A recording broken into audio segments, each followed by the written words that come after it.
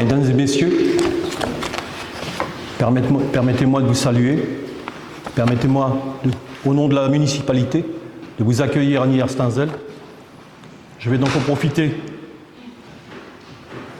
pour vous expliquer le déroulement de cette inauguration qui va se passer de la manière suivante. Vous avez tous été accueillis par le pasteur, moi-même, le président de la paroisse et Didier Klein. Ah, on accueille M. N. M. N, les grands hommes savent toujours se faire attendre. Soyez le bienvenu, chers collègues. Mathieu, notre architecte, prends place s'il te plaît.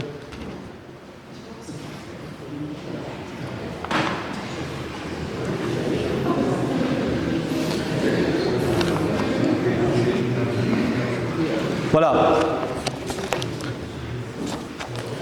Je vais commencer par les salutations respectives des personnalités qui sont présentes.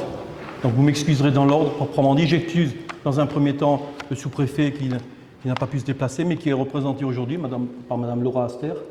Soyez les bienvenus à Niederstanzl. Ensuite, dans l'ordre proprement dit, je vais prendre Madame la sénatrice, Christine Herzog, conseillère départementale et sénatrice. Sois la bienvenue. Très heureux de t'accueillir à Niederstanzl. Bernard Simon, maire de Langat et conseiller départemental. Je suis très heureux de t'accueillir ici également. Une forte amitié de ce côté-là. Monsieur N, Jérôme, suppléant de monsieur le député. Je suis très heureux de vous accueillir parce que maire de Vic-sur-Seille, je peux me permettre de vous présenter, conseiller régional et encore des cumuls, quelque chose. Président Comcom, du Saulnois. Voilà, je suis très heureux. Soyez bienvenus à Niederstanzl. On est bien gardé, je peux vous rassurer de ce côté-là, parce que dans la présence du major Ganis, Frédéric, qui est le patron de la gendarmerie des communautés de brigade de Dieuze. Frédéric, sois le bienvenu parmi nous. Je voudrais saluer les élus qui sont présents, donc je les vois un peu dispersés. Les élus, les maires, monsieur le conseiller départemental honoraire Alfred Poirot, très heureux également d'être là. Voilà. Salutations à tous les invités et participants en vos noms et vos fonctions respectives, notamment religieuses. Salutations à nos paroissiens, je suis très heureux, et aux paroissiens venus des communes voisines. Votre présence, votre participation à cette inauguration démontre votre fidélité et votre attachement à notre édifice religieux et à notre commune. Petit aparté, je pense que le pasteur vous en parlera un tout petit peu, ou alors Didier, il y a une particularité sur l'appellation. Les puristes parlent d'église protestante et les paroissiens, nos paroissiens, parlent du temple. Chacun y trouve son bonheur. Mais il y a une explication. Mesdames et messieurs, prendre la parole en tant que maire dans une enceinte sacrée et symbolique revêt un caractère très particulier. Et je voudrais, avant de démarrer mon discours, rendre un hommage. Un hommage tout particulier à Marie-Louise Kruger, donc, qui était la présidente du conseil presbytéral durant plus de 20 ans, et qui certainement aurait été la première à être présente aujourd'hui. Donc je voudrais lui rendre un hommage tout particulier. La commune a perdu une fille du village, devenue une personnalité attachante et aimante, qui tout au long de sa vie a œuvré pour les autres au travers d'une digne sincère fidélité à la spiritualité religieuse. Nous garderons de Marie-Louise le souvenir intarissable de sa bienveillance au service des autres qui fait qu'elle sera à tout jamais irremplaçable. Je vais vous demander de vous lever et nous allons faire une minute de silence.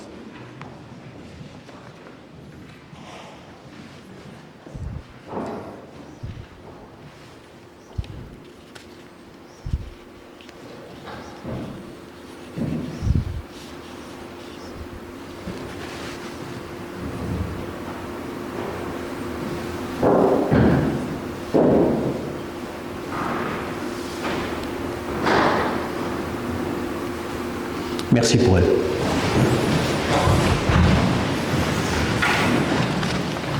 Tout d'abord, une notion d'historique.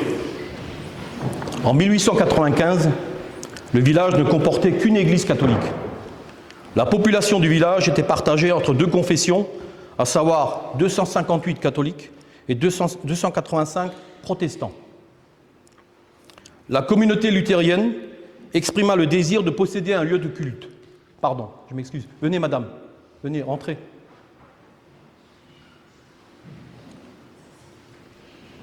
La communauté luthérienne exprima le désir de posséder un lieu de culte. Ce n'est qu'en 1934 que l'église protestante fut construite. Elle fut érigée au type des églises protestantes néo-gothiques de la fin du XIXe siècle, avec sa tour de clocher, ses colonnes en grès des roses, son abside saillante rectangulaire dans laquelle vous avez pris place, sa nef en 3 travées, sa sacristie de plan polygonal et sa tribune dépourvue d'orgue. Le vitrail qui surmonte l'autel en bois et apporte une lumière colorée dans l'édifice représente une crucifixion dont l'impression dramatique est accentuée par l'attitude souffrante du supplicié. Le temple fut inauguré le 1er octobre 1934. À l'issue, le temple a mené sa vie au gré des paroissiens, qui au fil du temps passé l'ont soigné et entretenu. En 2016-2017, la rénovation externe du temple devint une priorité, avec la réfection totale des façades, de la toiture et des vitraux, pour un montant de travaux de 257 000 €. L'inauguration a été faite le 30 septembre 2017. En 2019, démarrage par l'ancien maire Didier Klein, à qui j'ai remis le titre honoraire, de maire honoraire, des 2 dossiers liés à la rénovation interne des 2 édifices religieux, protestants et catholiques. Pour le temple, 3 lots, électricité, peinture et sol, ont été initiés pour un montant des travaux de 56 379 €. Obtention d'une subvention DETR de l'État de 35%, avec délibération d'une participation de la commune de 20%. En 2020, l'élection d'un nouveau maire, la relève, durant laquelle je me suis placé d'emblée de jeu dans la notion de relève et à ce titre dans la continuité du travail entamé. C'est pourquoi j'ai donné non pas une promesse, mais une parole, qui est de poursuivre les 2 dossiers entamés de rénovation interne des édifices sacrés, notamment celui du temple. Cependant, le Covid étant passé par là entre-temps, il a tout d'abord bloqué le dossier, puis changé et chamboulé la donne. En effet, le dossier a évolué dans sa technicité par rapport à la loi et aux normes en vigueur. Ainsi, le temple étant classé en ERP, établissement recevant du public, avec toutes ses obligations et ses interdictions, il nous a fallu aller à la quête d'un architecte. Pour les subventions complémentaires, la région et les architectes des Bâtiments de France ne nous ont pas suivis. Durant l'année 2021-2022, plusieurs refus d'architectes contactés par le fait de n'avoir pas été saisis à la source du dossier. Ce n'est qu'en fin 2022 qu'un jeune architecte, Mathieu Adrian, qui est ici présent, que je vous présenterai tout à l'heure, du cabinet de Drulingen, rempli d'audace et de culot, a accepté de relever le défi avec nous sous la seule condition: Monsieur le maire, on recommence tout à zéro. C'est pas rien, je peux vous assurer. L'année 2022, fort d'une subvention de l'État et d'une décision municipale pour un montant de 38 339,90 € et d'un architecte, un tout nouveau dossier a vu le jour. Sur ce, j'ai initié au conseil municipal de proposer le challenge en partenariat avec la paroisse protestante et le conseil presbytéral pour apporter et compléter le financement des travaux à hauteur de 45%. Après étude et analyse, puis la rédaction d'un cahier des charges rédigé par l'architecte, nous avons lancé l'appel d'offres aux artisans. Les travaux sont passés de 56 379 à 93 036,27, répartis en 7 lots. distincts, à savoir l'électricité, l'échafaudage. Il y a 10,50 m pour monter là-haut. Les crépis, les peintures, les vitraux, la menuiserie et la sécurité. Il fallait donc s'appuyer sur l'entente cordiale et la volonté du couple mairie-paroisse pour poursuivre et finaliser le dossier en vue de concrétiser les travaux. Plusieurs réunions de travail se sont enchaînées. Le dossier initial arrivant entre-temps dans sa date butoir, il a fallu également argumenter pour l'obtention d'une prorogation de 2023 à 2024 et éviter ainsi la cessation de la subvention de l'État. L'année 2023 a servi dans un premier temps à faire le choix des artisans, faire le choix des couleurs, puis à compter du 18 juin 2023, déclencher le démarrage officiel des travaux. Pour ce qui est de la phase des travaux, l'été 2023, démarrage des travaux par l'enlèvement des bancs par une équipe de bénévoles du village mis en place par Didier, notre maire honoraire, puis démarrage par les travaux d'électricité suivi de la mise en place de l'échafaudage durant l'hiver. C'était toute une aventure, l'échafaudage, je peux vous l'affirmer.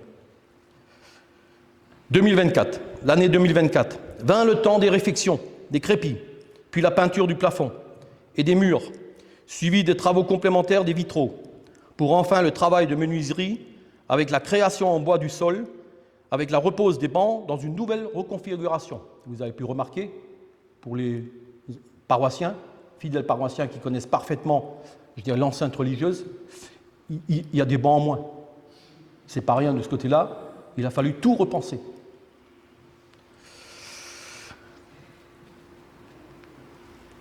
En fin de travaux, poursuite du travail des bénévoles dans les peintures de la porte d'entrée et des bancs, ainsi que le nettoyage de l'édifice. Dans le même temps, un appel public aux dons a été initié et lancé par le conseil presbytéral. Didier vous en parlera à la fin du culte. Enfin, la finalisation des travaux avec la réception effectuée le 2 juillet 2024 et l'inauguration à ce jour. Le financement. Montant total des travaux, 93 036,27. Subvention de l'État DETR de 35%, 19 732,65 €. Participation de la commune à hauteur de 20%, 18 607,25 €. Et participation complémentaire de la paroisse à hauteur de 45%, qui est de 54 696,37 €. Je passe aux remerciements. Mes remerciements tout d'abord à l'État, de par la sous-préfecture, d'avoir dès le départ soutenu le projet à hauteur de 35%. Donc l'orage aux charges de transmettre les vifs remerciements à Monsieur le sous-préfet. Mes profonds remerciements aux personnalités de la paroisse, Jean-Marie Fischer, Lamine Norbert et Didier Klein, sans qui ce projet n'aurait pas pu être finalisé et surtout aboutir. Ils ont relevé le défi que je leur ai proposé, qui est celui de s'engager, s'investir et contribuer à trouver le financement complémentaire escompté. Mes remerciements également donc à notre architecte, et je vais lui demander de venir à mes côtés. Et je vais appeler aussi les entreprises qui sont présentes. Voilà, je vous présente M. Adrien Mathieu, du cabinet d'architecture de Drulingen, qui a relevé le challenge, le défi, en me disant les premiers mots, Monsieur le maire, on recommence tout à zéro. Je vous assure, encore aujourd'hui.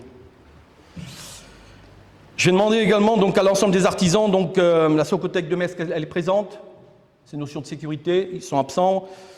L'entreprise Brion de Volskirchen, Jean-Paul, si tu veux bien avancer. L'entreprise Crépissant de Schweighouse, est-ce qu'elle est présente? Elle est représentée?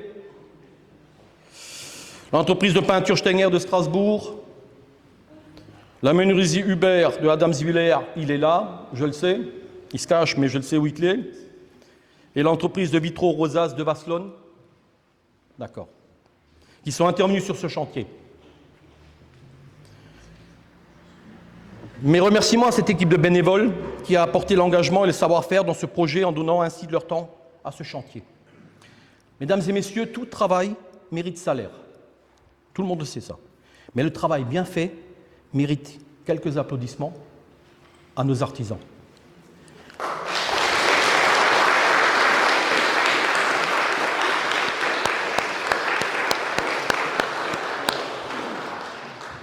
Donc, comme je disais, mérite quelques applaudissements à ces artisans et employés, mais également à ces bénévoles qui ont travaillé dans l'ombre. Merci, messieurs. Merci. Mathieu, tu restes à côté de moi, s'il te plaît. Je le garde, je vous assure. Le résultat. Départ des travaux le 18 juin 2023, avec réception du chantier le 2 juillet 2024. Mesdames et messieurs, regardez, admirez et contemplez autour de vous. Pour ceux qui connaissaient avant, regardez aujourd'hui autour de vous. L'harmonie des nouvelles couleurs met en évidence et illumine le cœur intérieur du temple. Au cours des travaux, mise en place de réunions hebdomadaires pour le suivi studieux du chantier, avec le défi d'une sécurité optimum, ce qui a permis de ne subir aucun accident ni blessé. La sécurité a été suivie par l'entreprise Socotec de Metz qui nous a fourni à terme l'homologation de la mise aux normes. Rappelez-vous, tout à l'heure, j'ai parlé d'ERP, établissement recevant du public. Nous avons donc des obligations et des interdictions. Conclusion. Le temple à ce jour a donc fait l'objet d'une rénovation complète tant externe qu'interne. Il est donc prêt à entamer sa nouvelle jeunesse et poursuivre sa vie auprès des paroissiens et de veiller ainsi par son clocher au bien-être du village. C'est un signal fort de la municipalité dans le vivre ensemble et notre attachement de ces vieilles pierres et à ce patrimoine de proximité, véritable trésor des humbles. Ce temple, nous le voyons tous les jours. Nous y entrons parfois en joie, parfois en peine et parfois en pleurs. Il est un marqueur affectif qui scande nos vies familiales et sociales. L'histoire retiendra que l'ancien maire aura gravé ses initiales sur les murs externes et que pour ma part, j'aurais gravé les miennes à l'intérieur de cet édifice religieux. J'ai comme conception de garder, de préserver et faire respecter la place de l'église et du temple au milieu du village. Je vous remercie de votre attention. Je vous souhaite un agréable culte, à l'issue duquel la municipalité vous invite à rejoindre la salle municipale de la commune pour partager un vin d'honneur tous ensemble. À l'issue du culte, Didier Klein prendra la parole pour le conseil presbytéral et les personnalités présentes, si elles le désirent, pourront prendre la parole et également dire un mot. Pour finir mon discours, je voudrais dire aux invités, on ne vient pas à Niederstanzel par hasard. C'est une phrase que j'ai inventée. Niederstanzel attire par son château du Geroldsek, de par son histoire qui génère des fables, des légendes, mais surtout sa mythologie. Merci de m'avoir écouté.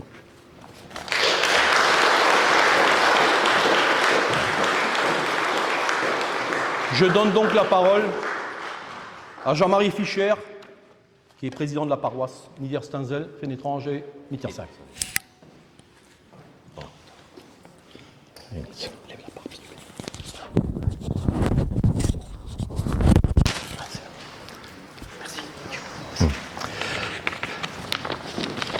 Je ne vais pas être aussi long que Monsieur le maire, hein. Je vous rassure. Au nom du conseil presbytéral de la paroisse protestante de Fénétrange, Mittersheim et Niederstanzel, je vous adresse mes meilleures salutations à toutes et à tous. Je voudrais tout particulièrement saluer les représentants de différents corps qui ont eu la gentillesse de trouver un créneau pour se perdre à Niederstanzel. Je voudrais saluer en premier Christi Herzog, merci d'être venu. Je voudrais saluer Bernard Simon, merci d'être venu. Jérôme Hent, merci d'être venu. Et je ne veux pas oublier notre régional de l'étape, Bernard Klein, merci d'être. Roland Klein, oh, excuse-moi, mais bon, Il y a tellement de Klein que de temps en temps, les prénoms... bon. Et la représentante du sous-préfet, merci.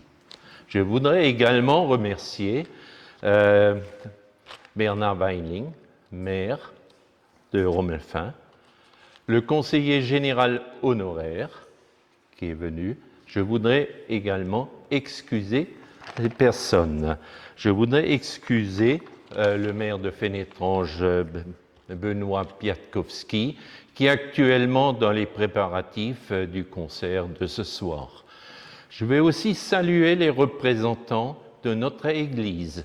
En premier, Madame l'inspectrice. Merci d'avoir trouvé un peu de temps pour venir. L'inspecteur ecclésiastique Claude Barthes également. Et dans le lot, j'en oublierai sans doute certains. Veuillez m'en excuser. Je voudrais également un ancien pasteur de Fénétrange qui est actuellement là. Merci d'être venu de Strasbourg ici. Je voudrais excuser Madame Speckel. Monsieur Speckel était pasteur il y a un certain nombre d'années quand j'avais quelques années de moins et la taille plus petite. Et le pasteur Ruche. Je profite de ces occasions pour remercier Monsieur le maire d'avoir lancé cette opération de rénovation qui n'était pas toujours simple, ainsi que tous les acteurs économiques qui ont œuvré pour que cette église soit de nouveau colorée, qu'elle soit de nouveau un lieu convivial.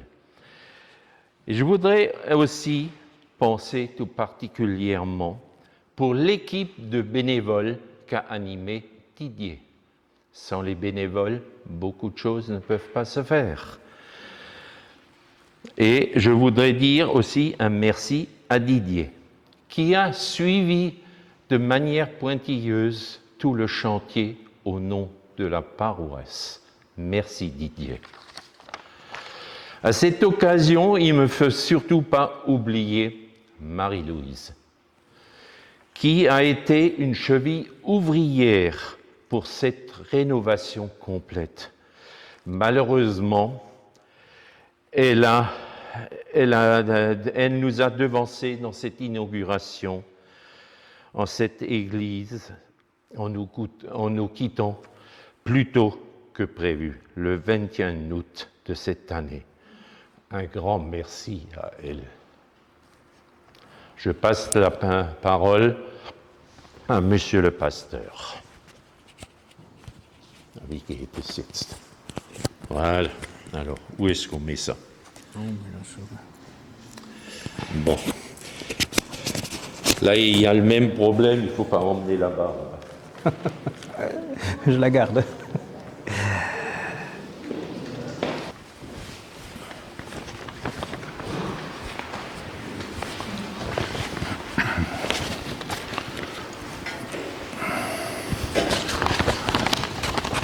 Bonjour à toutes et tous dans cette église rénovée.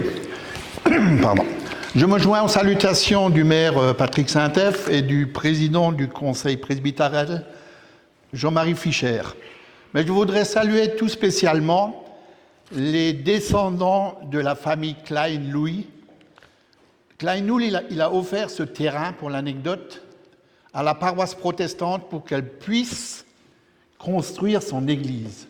Donc c'était un peu avant, dans les années 1930. Donc il y a Béatrice, qui a fêté son anniversaire hier, donc qui habite au village. Mais il y a aussi Doris qui vient de Nidernais, et Jean-Claude, je ne sais pas où il se cache. Jean-Claude, il vient de Benfeld maintenant. Hein, c'est ça?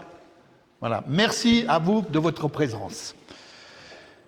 Donc j'interviens en tant que membre du conseil presbytéral depuis peu, mais également comme maire honoraire. Un petit retour en arrière, ça a déjà été évoqué par le maire Patrick.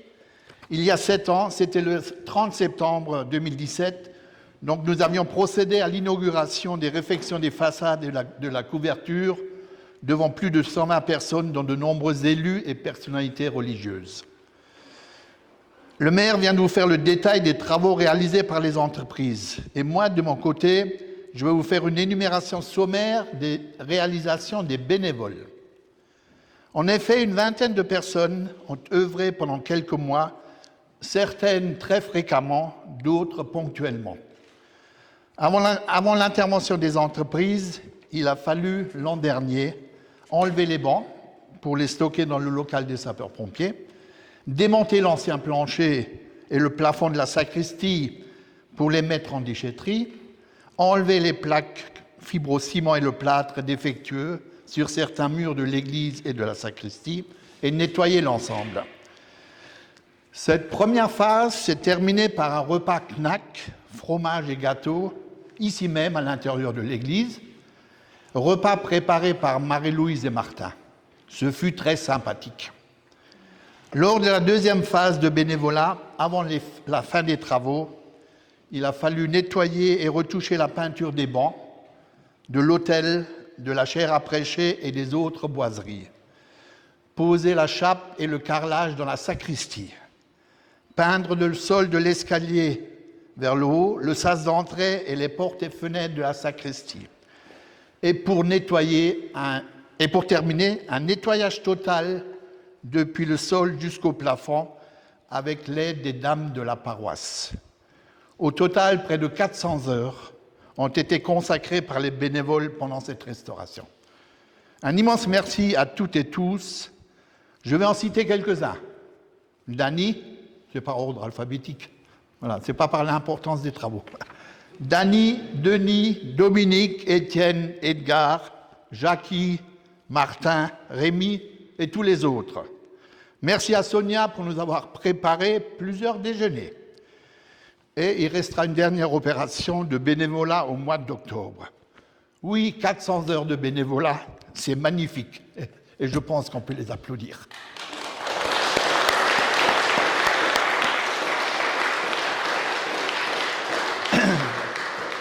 Donc, quelques mots sur le financement de cette rénovation. Donc, ça a été évoqué par le maire Patrick Saint-Eph. Donc, plus de 80 000 € de travaux, les subventions de la commune et l'aide de la DETR, donc l'État. Le solde du financement d'environ 50 000 est assuré par la paroisse protestante, donc 50 000 €, ce qui est énorme. Mais c'est une participation similaire à celle que nous avions déjà dû contribuer pour la rénovation extérieure. Donc là, on bénéficie d'une aide de près de 10 000 € de l'UEPAL, donc Union des Églises protestantes d'Alsace-Lorraine, ainsi que d'une avance de trésorerie de 15 000 € également de l'UEPAL. L'appel aux dons connaît un franc succès. Donc on n'est pas passé par la Fondation du patrimoine, parce qu'ils avaient des exigences financières très très importantes. On aurait dû trouver l'origine, les couleurs de la peinture qui était en dessous du crépi. Ça aurait été beaucoup plus coûteux que ce que la Fondation aurait donné. Donc on est resté dans un don simple, mais bénéficiant également donc de la remise fiscale. Et donc ça connaît un franc succès, puisqu'aujourd'hui, plus de 50 personnes ont répondu à l'appel avec un montant global de 8 000 €. 8 000 €, et nous avons bon espoir de dépasser 10 000 € avant la fin de l'opération, au mois de novembre prochain. Donc un immense remerciement à ces donateurs, très majoritairement de Niedersteinzell, originaires de Niedersteinzell, ou qui ont des attaches à la commune. Donc l'appel aux dons continue. C'est pour cette raison qu'on vous a remis la feuille, avec la feuille de chant, on a remis encore une fois un appel aux dons pour celles ou ceux qui l'auraient égaré ou oublié, ou alors pour la transmettre à des amis et connaissances qui peuvent être généreux. Voilà. Donc merci d'avance. Pour clore mes propos, il faut se réjouir qu'un bâtiment communal ait été relooké en une décennie. Et je voudrais remercier l'ensemble des intervenants à la réussite de cette dernière rénovation. La commune de Niedersteinzell, son maire Patrick Saint-Eph pour son implication pour la réussite de ce dossier, le conseil municipal et pour la subvention, l'architecte M. Mathieu Adrian, les entreprises intervenantes, Donc il y a les deux locales qui vous ont été présentés, Brion qui vient de Wolskirchen et Hubert qui vient de Adamswiller, hein, c'est ça. Donc l'État pour la subvention DETR attribuée par monsieur le sous-préfet de Sarrebourg, l'UEPAL pour son aide financière grâce au soutien de monsieur l'ami Norbert, les paroissiens et toutes les personnes qui nous soutiennent. Un petit regret, l'absence du département et de la Comcom. Bon, ça viendra la prochaine fois. Voilà. Maintenant que nous avons une église entièrement rénovée, mais orpheline de son organisatrice Marie-Louise, il va falloir la faire vivre. Peut-être innover en organisant des manifestations autres que les offices mensuels. Ça va être un sujet de réflexion pour le conseil presbytéral et le pasteur. Il faudra également réfléchir à l'organisation d'une manifestation, d'un événement pour garantir le remboursement des annuités, puisqu'on a fait un emprunt de 15 000 €. Voilà. Donc merci à tous et tous pour votre présence cet après-midi et votre soutien. Et à une prochaine certainement. Voilà, merci.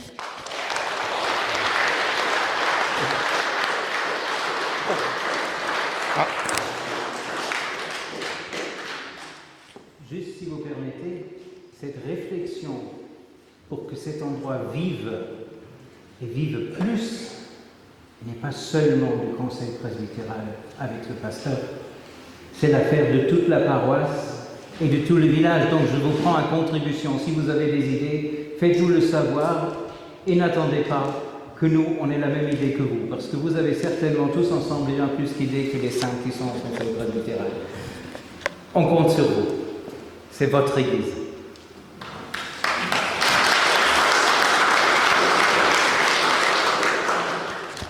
Oui, un dernier petit mot. Je voudrais juste saluer monsieur le président de la Comcom de Sarrebourg, que j'ai oublié tout à l'heure, je m'en excuse, Roland Klein, et également remercier monsieur Weining, donc maire de Romelfin, pour la vidéo et pour les enregistrements proprement dit, quoi.